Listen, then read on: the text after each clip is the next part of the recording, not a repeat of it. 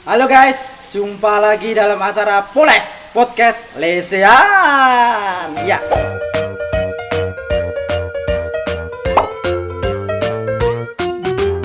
Oke guys, kali ini kita di SMA Negeri 1 Surakarta. Nah, ini SMA Negeri 1 Surakarta ini adalah salah satu SMA idola di kota Surakarta, guys. Ya kan? Nah, pada kesempatan pagi ini, ini kebetulan kita ngambil settingnya pagi ini, guys. Jadi saya bilang pagi ya.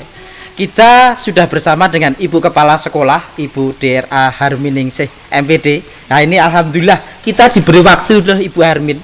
Beliau ini adalah salah satu ibu kepala sekolah yang sangat-sangat ngehit kalau boleh saya bilang, karena beliau ini sangat gaul dan juga sangat senang sekali dengan siswa-siswanya dan dekat dengan siswanya. Apa kabar Bu Hermin? Alhamdulillah sehat. Alhamdulillah sehat Bu ya. Semangat. Wah, pagi ini Bu Hermin sangat semangat sekali. Tadi sudah ngobrol sedikit dengan Bu Hermin. Ibu Hermin, SMA Negeri 1 Surakarta ini kan merupakan salah satu SMA yang menjadi idola ya, menjadi idola siswa untuk tujuan gitu ya, tujuan dari adik-adik dari lulus SMP ke SMA 1 Surakarta lah. Ini kita sudah hampir 8 bulan ini melaksanakan PJJ gitu ya Bu ya, PJJ di pandemik inilah. Kira-kira apa nih Bu, apakah ada perbedaan atau ini dengan kemarin PJJ dan enggak gitu Bu Hermin? Iya. Benar, ini kita 8 bulan itu melaksanakan PJJ. Tentunya kan terus bergerak ya. Iya. Nah, di awal bulan Maret kita baru belajar PJJ. Iya. Nah, setelah itu kan kita sudah kembangkan inovasi-inovasi. Iya, sehingga anak-anak kita pun juga tidak bosan dengan PJJ. Iya, meskipun ada beberapa masukan dari orang tua, sempat mengeluh kuotanya habis. Terus kemudian ini anak belajarnya jadi nggak fokus, pengen belajar atau pengen buka yang lain saat lihat internet gitu ya. Tapi Bapak Ibu guru di sini memang sudah kita bekali di awal. Jadi dia selain kita bekali dengan platform PJJ SMA Negeri 1 Surakarta, yaitu dengan Office 365. Tapi Bapak Ibu guru juga kita bekali dengan bagaimana membuat video yang menarik. Jadi Bapak Ibu guru pun juga akhirnya berinovasi membuat video pembelajaran yang itu bisa dikombinasi. Jadi tidak harus selalu Vicon, tidak selalu menggunakan Teams, yang notabene Teams itu kuotanya luar biasa kuat. Nah, itu Bapak Ibu guru mengkombinasi dengan materi yang dipaparkan melalui video. Dan sekarang muncullah YouTuber baru. Wah, keren. Ini di SMA YouTuber baru ini. Iya, betul. Di SMA Negeri 1 Surakarta ini guru-gurunya mendadak menjadi YouTuber. Tapi ini suatu hal yang positif. Kenapa? Karena jadi Bapak Ibu guru akan belajar lebih maksimal, terutama untuk penguasaan materinya. Karena untuk membuat satu video pembelajaran berarti dia harus belajar. Nah, saya senangnya berarti Bapak Ibu guru selama ini dia selain mengajar, dia terus-menerus belajar. Ya, keren sekali. Berarti ini SMA 1 menciptakan YouTuber baru. Selain siswa juga ibu guru sendiri mungkin ya. Keren. Jadi nanti jangan lupa subscribe untuk beberapa guru dan siswa SMA 1 juga Bu ya. Oke, ini keren, berarti ada di PJJ ini menimbulkan rasa inovasi di dalam teknologi terutama Ibu ya, untuk peningkatan inovasi sendiri. Oke Bu, di sini mungkin untuk menjaga semangat nih Bu ya, menjaga semangat dari siswa, guru, mungkin siswa atau mungkin dari pelayanan seperti itu. Oke, mungkin ada inovasi selain tadi Bu ya, selain mungkin dengan PJJ tadi, inovasi biar tetap semangat gitu. Mungkin ada yang dilakukan Ibu. Betul. Karena kebetulan sekarang kepala sekolah kan tidak lagi mengajar, masuk kelas. Nah, saya mencoba untuk rolling ya, jadi bergantian memberi motivasi. Jadi tugas saya adalah masuk kelas untuk memotivasi mereka. Jadi tidak hanya mereka belajar terus gitu ya, tapi sekali-sekali nanti kita adakan ada motivasi dari kepala sekolah, kemudian dari guru BK. Nah, ini sebentar lagi kita akan gelar webinar. Jadi webinar mulai dari kelas 12, habis itu kelas 11, terus kemudian webinar kelas 10. Dan itu kita menggandeng dengan alumni. Nah, jadi selain saya masuk atau guru BK masuk, dan ini pun juga menyemangati Bapak Ibu guru, karena saya pun mencoba untuk membuat satu tampilan YouTube terkait dengan sekolah Adi Pangastuti, terkait dengan Hastalaku, itu pun saya juga mencoba membuat video juga. Untuk menyemangati Bapak Ibu guru bahwa kepala sekolah pun juga harus berani untuk membuat karya. Nah, sehingga pembelajaran pun juga tidak monoton dari Bapak Ibu guru saja. Nah, kebetulan yang pertama kali saya masuk itu adalah melalui pembelajaran pendidikan kepramukaan. Nah, saya masuk di situ, saya menyampaikan tentang perlunya kompetensi abad 21. Nah, itu kan berarti wawasan berbeda untuk anak-anak kelas 10 yang biasanya berkutat dengan matematika, fisika, sosiologi kan begitu. Dengan saya masuk ada video, kemudian kita gelar webinar. Tentu kan meskipun PJJ ternyata ada variasi juga. Betul. Tidak hanya sekedar belajar, tugas, ulangan begitu. Berarti ada rasa ini Bu ya, biar tidak bosen. Jadi Bu Hermin juga membuat beberapa video yang menarik gitu. Betul, kemarin saya juga sudah melihat tentang pembelajarannya di SMA 1, keren sekali guys. Jadi nanti kalian harus juga lihatnya. Jadi di sini ada kiat-kiat biar tetap semangat. Jadi pendidikan tadi termasuk pendidikan karakter tadi juga ya Bu ya, yang dengan tadi sebutkan. Oke Bu, tadi sudah dilakukan inovasi tadi dari beberapa tadi yang mungkin tidak harus melulu belajar dan belajar seperti itu. Kira-kira warga sekolah juga tetap semangat kan Bu untuk ininya, responnya gitu? Iya betul. Jadi warga sekolah itu kan untuk PJJ ini kan ada guru, ada orang tua, ada siswa kan? Iya, betul. Nah, ternyata respon orang tua positif sekali. Dan mereka support. Saat kita dari OSIS, dari MMPK mengadakan lomba, orang tua pun support, mengizinkan anaknya untuk membuat karya. Ya, keren. Nah, inilah jadi memang sinergi antara 3 komponen ini, guru, siswa, orang tua. Nah, ini harus benar-benar sinerginya sinergi yang apik ya, kalau saya lihat berarti sinergi yang benar-benar itu menjadi pemicu kreasi yang muncul dari anak-anak kita. Gitu. Jadi tidak hanya sekedar mereka kemudian menerima pelajaran, ulangan, mendapat nilai, tapi dia juga menampilkan karyanya melalui lomba yang kita gelar. Jadi secara berkala, secara periodik. Ada lomba pun juga secara virtual, dan itu support dari orang tua luar biasa. Berarti ada 3 ini ya, kolaborasi. Jadi di rumah pun orang tua jangan support. Ini menjadi salah satu poin penting juga pembelajaran PJJ ini Bu ya. Tadi juga disebutkan juga bahwasanya kadang mungkin masalah kuota dan lainnya itu mungkin juga sudah SMA 1 sudah ada ini sendiri Bu ya. Kemarin saya dengar juga sudah ada subsidi juga yang dilakukan juga ya Bu ya, untuk itu. Jadi ini tidak menjadikan masalah juga. Jadi warga sekolah responnya sangat baik sekali, terutama juga dengan orang tua juga oke. Keren sekali. Ibu ini dulu kan beberapa bulan lalu nih kita ada mendengar berita nih SMA 1 sempat ada yang positif COVID terus dilakukan lockdown gitu ya. Iya, betul. Itu gimana sih Bu? Mungkin bisa diceritakan Ibu. Iya, pengalaman menarik justru buat saya. Jadi ini tantangan buat kepala sekolah untuk meyakinkan, untuk meyakinkan guru, karyawan dan juga siswa kita gitu loh. Bahwa kita akan bisa lalui. Akan bisa lalui dari masalah ini. Dan alhamdulillah kita memang gerak cepat modelnya. Jadi begitu satu guru ini dinyatakan positif, beliau langsung sampaikan kepada saya, kita langsung mengambil langkah. Kita langsung mengambil langkah untuk diinfokan kepada seluruh warga Semansa untuk mengambil sikap. Jadi bukan untuk menakut-nakuti, tapi untuk mengambil sikap.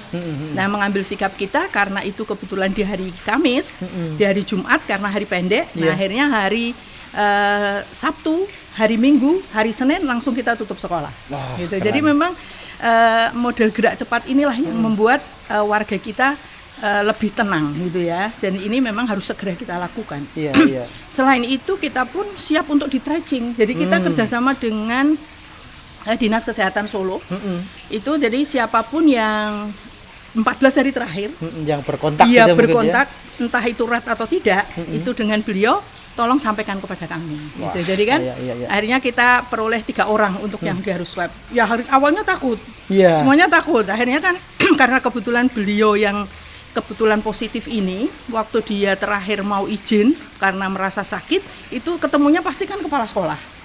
Ketemu saya, dia izin bahwa dia badannya nggak penak, saya mau ke rumah sakit dulu gitu. Nah, setelah itu masuk rumah sakit paginya bilang positif. Wah, ini berarti saya tracing pertama ini. Ternyata ada juga teman Wakahumas juga, dia ketemu juga. Nah, akhirnya karena ada saya, jadi mereka kan akhirnya nggak jadi takut. Udah, ini memang harus dijalani. Dan ini adalah pengalaman yang menarik buat kita. Tidak semua orang dapat pengalaman ini. Nah, itu yang penting. Akhirnya kan saya sampaikan kepada warga sekolah, bahwa saya akan menemani yang berdua ini. Kita akan datang ke RSUD yang rumah sakitnya ada di Bung Karno, karena memang pusatnya untuk swab kan di sana. Kita ngantri bersama-sama warga yang lain juga di sana, dan ternyata itu adalah pengalaman yang membuat saya menjadi tahu sikap kita terhadap penderita COVID harus seperti apa. Kemudian bagaimana pemerintah itu melakukan tracing, harus kita bantu. Itu betul-betul menjadikan saya bisa memahamkan warga saya saat setelah selesai prosesnya di SMA 1, habis itu warga saya ganti yang kena. Ya, jadi warga, kebetulan dia itu juga pembina TPA di masjid depan saya. Nah, akhirnya saya bisa meyakinkan warga dengan pengalaman tadi. Itu. Nah, ternyata saya bisa menarik kesimpulan memang betul-betul pengalaman itu menjadi guru yang sangat berharga. Ya, gitu. Keren sekali, Bu. Jadi intinya bahwasanya ada kita untuk pandemik ini karena kita harus mencoba untuk bisa mensikapi secara bijak, dan jangan sekali-kali kita melakukan mungkin kaget atau panik gitu, nggak boleh. Itu hal yang tidak diperbolehkan gitu ya. Oke, Bu. Jadi kita semoga nih pandemik ini juga segera berakhir gitu ya, berakhir gitu. Oke, Bu, lagi nih sedikit bahwa SMA Negeri 1 Surakarta ini kan menjadi salah satu sekolah yang dipilih percontohan untuk menjadi sekolah di Pangastuti gitu ya, Bu ya. Ini sudah SMA 1 Surakarta ini menjadi dua kali yang dipilih. Kebetulan kemarin antara kerjasama Solo Bersimponi dengan Dinas Cabang Dinas 7 dan juga Dinas Pendidikan Surakarta aja Provinsi Jawa Tengah memilih SMA 1 menjadi salah satu rujukan untuk model sekolah di Pangastuti. Kira-kira gimana, Bu, untuk implementasinya itu? Ini nampaknya setelah kali kedua ya. Iya, setelah Pas kedua. pertama kali memang kita belum masif ya. Maksudnya belum masif, belum semua guru memahami betul urgensi dari hastalaku yang dikemas dalam sekolah di Pangastuti. Nah, setelah yang kali kedua ini, tanpa kita sampaikan pun ternyata Bapak Ibu guru sudah memasukkan konten-konten hastalaku itu dalam pembelajarannya. Keren. Ini. Kenapa? Karena kebetulan saya melakukan salah satu kegiatan supervisi akademik kepada salah satu guru yang kebetulan materinya itu PKWU. Ya, PKWU. Pendidikan Kewirausahaan. Tema yang dia angkat bagaimana membuat bisnis online, dan dia bisa membuat inovasi dalam memasarkan produknya itu melalui media sosial. Nah, keren. Saya tadi sudah sempat cek hasilnya seperti apa. Itu luar biasa. Ternyata dia bisa mengambil dari hastalaku itu. Apa yang sempat saya lihat? Lihatnya dia itu adalah Lembah Manas Department Store. Keren. Lembah Manas Department Store, guys. Ya, jadi mereka itu mengambil kata-kata itu untuk dijadikan ikon toko online-nya. Dan itu kreasi dari anak-anak ini yang luar biasa gurunya. Gurunya menyampaikan silahkan nanti kaitkan dengan sekolah kita yang mengimplementasikan hastalaku. Ini luar biasa. Nah, itu ternyata tidak hanya satu guru, beberapa guru juga ternyata semua tugasnya pun terkaitnya dengan sana. Jadi silahkan masukkan konten atau nilai-nilai hastalaku di dalam tugas yang Bapak Ibu guru berikan. Dan itu pun tanpa kita istilahnya harus begini tidak. Sekarang Bapak Ibu guru sudah bisa menyadari ternyata pendidikan karakter itu tidak harus melulu kita bilang, ini loh nak, pendidikan karakter begini, kamu sama orang tua harus lembah mana, kamu harus pengertian, tidak. Tapi justru mereka selipkan di dalam pembelajarannya, apapun itu. PKN bisa diselipkan di sana, matematika pun bisa diselipkan di sana. Jadi dan itu menampaknya jauh lebih bisa mengena ke hati anak-anak. Dan dia menjadi sangat familiar dengan 8 laku ini, jadi familiar. Jadi mereka akhirnya ada satu yang punya ikon ini, satunya ikon Lembah Manas, satunya Pangerten, satunya Guyub Rukun, itu kayaknya akhirnya menjadi ikon pribadi itu sepertinya anak-anak itu. Jadi 8 laku itu benar-benar bisa menyatu di hati anak-anak dan Bapak Ibu guru. Wah, keren sekali. Jadi perlu kalian ketahui ya guys ya, ada nilai hastalaku, ada 8 nilai, Guyub Rukun, Gerapi Semana, Gotong Royong, Lembah Manah, Ibu Pakiwuh, Pangerten, Anda Pasor, dan Tepos Liro. 8 nilai itu. Dan ternyata SMA 1 Surakarta ini tadi sudah sangat keren sekali. Ada salah satu toko online-nya itu yang namanya Lembah Manah Store ya. Ini keren banget ya. Karena di dalam sekolah di Pangastuti kan ada 3 ya Bu ya pengeluarnya, ada yang namanya literasi, terus ada slogan, dan juga yang terakhir adalah media gitu ya. Ternyata media ini sangat penting sekali dan ada peningkatan yang cukup signifikan ya seperti itu. Dan juga kemarin juga ini Bu ya, slogan-slogan itu juga di kelas-kelas saya lihat juga sudah ditempelkan juga gitu ya. Bahkan untuk kelompok, kelompok, di kelompok. Jadi untuk kelompok-kelompok belajar kelompok kecil itu disebutnya dengan kelompok dengan 8 laku. Oke, 8 laku. Ada kelompok Pangerten, ada kelompok asal lembah mana, ada kelompok gotong royong begitu. Dan keren. Itu tidak terasa, kalau seperti itu kan tidak terasa bahwa anak-anak ini sudah mengimplementasikan dari nilai-nilai hastalaku tanpa harus istilahnya kita keluar-keluar kamu harus begini, kamu harus begini, itu secara namanya soft anak-anak gitu ya, secara halus betul itu, secara halus mereka bisa memahami itu dan mengeluarkan karya-karya yang sangat oke sekali gitu ya, sekali. Oke Bu, selanjutnya mungkin untuk SMA Negeri 1 Surakarta sendiri ya Bu, salah satu mungkin yang menjadi unggulan gitu dari siswa-siswa saat ini di PJJ itu selain tadi menelurkan ada namanya limbah Manastor, mungkin apakah dari sisi prestasi-prestasi yang lain gitu apalagi Bu yang di ini Bu? Iya, ini meskipun masa pandemi anak-anak di rumah, tapi mereka tetap menyampaikan ke sekolah kalau mereka mau ikut lomba. Ya, jadi lomba-lomba sekarang yang diadakan pun kan secara virtual. Jadi baik itu membuat kreasi musik, baik itu ada kreasi di bidang sains, itu semua virtual. Jadi untuk prestasi tetap kita push istilahnya.